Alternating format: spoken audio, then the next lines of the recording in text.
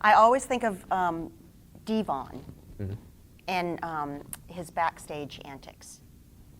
Like? I swear, like even to this day, when I think of how talented all the wrestlers are, I think of how funny they are. They're just so talented in that they can wrestle, they can make these great matches happen, and devise them.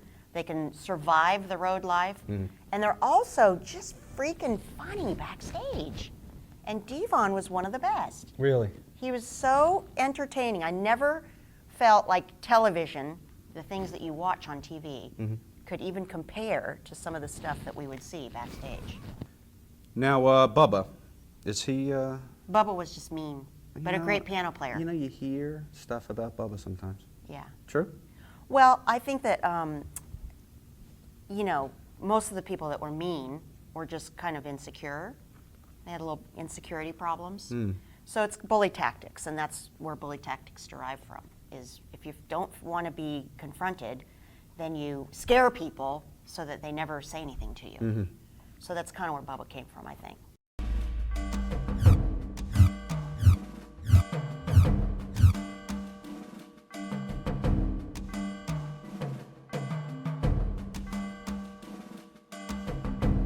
That was 2001? Yeah. Wow. Did a lot in a couple years. Well, yeah, I remember kind of the whole China package, and mostly, of course, the WrestleMania event. Did you just say China package? China package. On purpose? No, Okay. no. Okay. Oh, that's gross. That's Give the good catch, though. me credit for comedy. No, Go we ahead. don't want to think about the China package. The piece, no better. Keep going. The whole storyline. How about that? Thing won't work either. No. Storyline. Go ahead. Thank you. Storyline. That was it was the first storyline really that I had been involved in that had a stretch. That actually had a lead up to a big pay-per-view match. WrestleMania of all pay-per-views. Pretty cool. Astrodome. Well, how many people? 69,000 people or something like that? I'll be able to tell you in about 5 minutes. Unbelievable. It was probably. cool. But that was really fun, yeah. It was great to be part of Right to Censor, because we had when Stephanie McMahon asked me, do I want to do this part, play this lady, be part of the group, and I said, heck yeah, man, just give me something I can sink my teeth into. So it was really good to have an evil part that had, participants, and we had an angle, and we had people to go after, and it was really wonderful.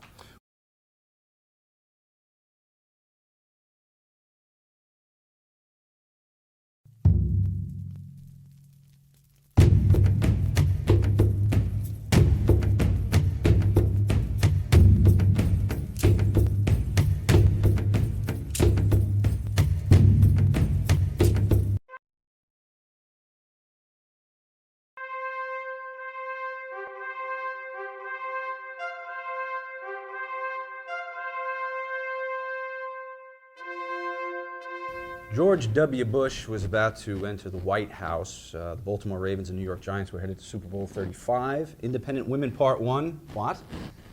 By Destiny's Child was the #1 song on the radio. The average American annual salary, $42,228. Not if you're working for WCW. Gallon of gas set you back $1.46, and the lady beside me would soon hold gold in the WWE as the women's champion. Lisa Moretti, I have to call you, or else Jerry McDevitt calls me. Welcome, and thank you. You're so cute. Give me that $1.46 a cent gas. Last one to tell me that on camera was Bushwhacker Luke. This is going to be fun. I'm so all the hot ones. excited. Ready for a trip down memory lane? Memory lane. Yeah. Yeah. You probably remember the aughts, the 2000s, right? 80s might be a challenge. No wrestling. Listen, No, I'm just the glad 80s. you have all of this Yeah. in front of you, because we Yeah. both, if we're going down memory lane, I'm going to have to be prompted. Well, hop in my car. Here we go. I didn't think it was all that super offensive, but she really felt bad about it. What do you do when he... Because I don't think that, how is that much different from, a lot of it was just kind of another stupid storyline. It was just kind of, I don't know, I just always feel like as a performer, you're always, the best parts are doing something that creates, a stretch in your abilities. So so nobody was offended by this, other than Trish, maybe. Trish was offended, and there was a lot of talk about it. Mm-hmm. But, you know, I guess she felt like it was okay because she was going to get her just desserts in the end. But, you know, didn't that kind of, I mean, there was ass kissing after that. I mean, what's the difference between getting your face smushed by Rikishi's crack? You know, and all of us are backstage going, oh, I want to do it. You know, I mean, come on. Everything is distorted in wrestling. If you live the life for long enough, you have there's all your circuitry is a little bit mashed into a different plan. Was it perceived that way when you got in the locker room? Did it make an impression, say, hey, this was different? Oh, this was yeah. better. Everybody had a blast.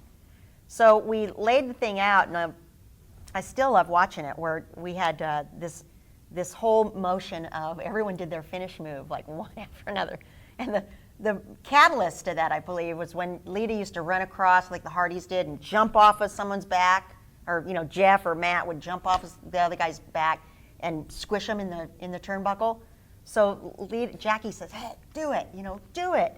So she gets down, and Lita smashes one of us in the turnbuckle, and Jackie says, do it on the other one, you know. Gets down on all fours, and Lita comes running across, and Jackie pops up and whacks her, clotheslines her, shuts her down.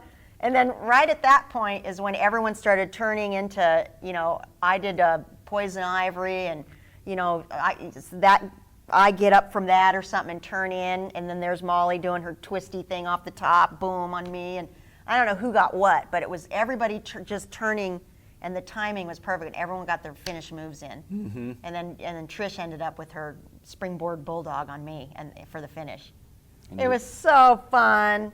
Everybody had a blast. The best 4 minutes and 23 seconds 4 minutes in the ring. and 23 See, it went up. You were at 3:55. We had some good house show moments, but not like that, though, where you got all girls that wrestle, all trust each other. Everybody's there long enough where we all have our identities. Nobody's kind of going, who am I out there? So it was really fun, and we're all working together. It was great.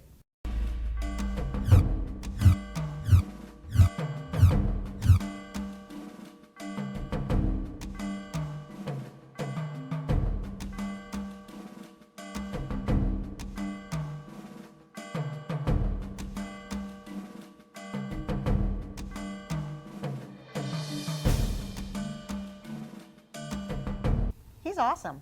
Fun. Great spirit, good hard worker, you know. I love seeing him out there.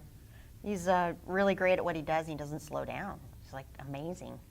And he's a good guy in the locker room, in the hallways. He's fun to go out with afterwards. He's, you know, he's fun. Mm-hmm. And I hate hearing people, you know, if they ever do say, why, God, when is that guy going to retire? You know, it's a variety show. Not everybody has to be 20 years old and, you know, all jacked up. Mm-hmm. It takes all types. And dang, wouldn't you want to be in there with him? He's still bringing it. Jeez.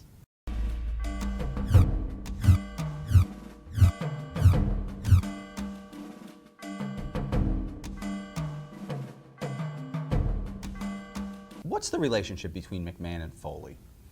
I think a good one.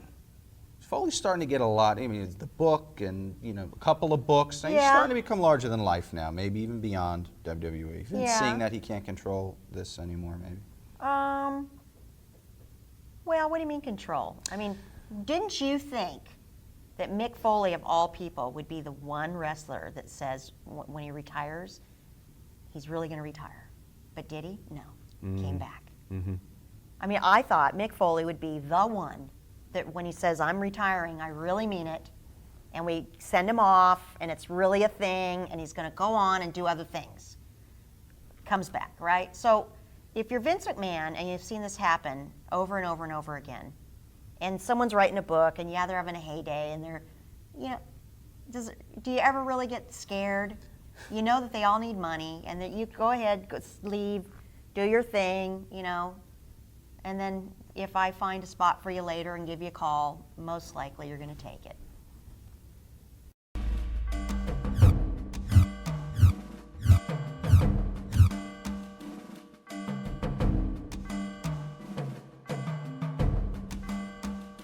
Vince really seemed to enjoy this. Is this just his sadistic sense of humor, or Probably. Yeah. Issues maybe that he needs to work through with somebody? No. Getting everyone on his roster to actually physically kiss his ass on television. I don't know. I think he tries things, and if they work, they keep going. Well, that's one of the things that's kind of cool about him, is he, shoots from the hip. Or from the ass, in that case. Shoots from the ass. December 4th, Rikishi returns, speaking I of knew ass. you'd do something with that. Whole lot of ass.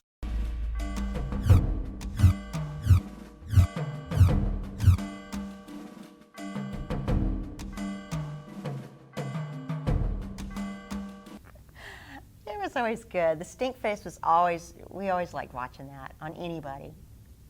But, there you go.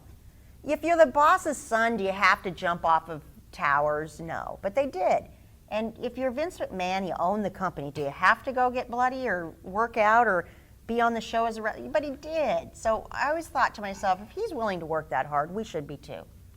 What's the excuse for laziness? That's bullshit.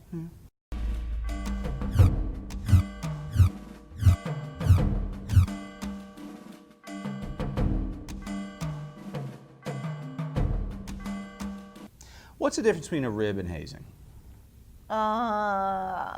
Stitches? Medical bills? I think hazing is, probably hazing is when a person feels like they probably can't, they're never going to win, but they're just still taking the torment. Who is that? The handsome kid, Stasiak. Sean Stasiak. Sean Stasiak. He got it pretty hard. Yeah? Yeah. But he's so, From who? Everyone? Everyone. But you know how there's some people that just bring it out, the bully out in you? Even if you're not a bully? You too? Yeah. Why? It was horrible. I did that back in the all-girls wrestling, and there's normally you're pretty respectful of just everybody bringing a different thing to the show, and everyone's going to be quirky. You just give us all that we're all egomaniacs and super sensitive and freaks, super highs and super lows and lots of energy, and but then there's some of them that just have us this outright insecurity that says, just make fun of me, just bring it because I won't be able to take it or give it back. So they invite it a little They bit. invite it somehow, and I don't think they try. Yeah. But I drove with Stasiak a couple times, and we're in some podunk part of Tennessee, and there's nothing there. And he asked, "Where's the Starbucks?" I'm like, you don't want to get us fucking killed or something? Scalped, left in the woods? Jeez Louise, Starbucks. Open your eyes. And he looks the way he looks. Maybe Rikishi could say that, and you're just like, are you from here? Right. Obviously not. You're big, you're huge, you're blonde, and you're Hawaiian or Samoan. But Stasiak,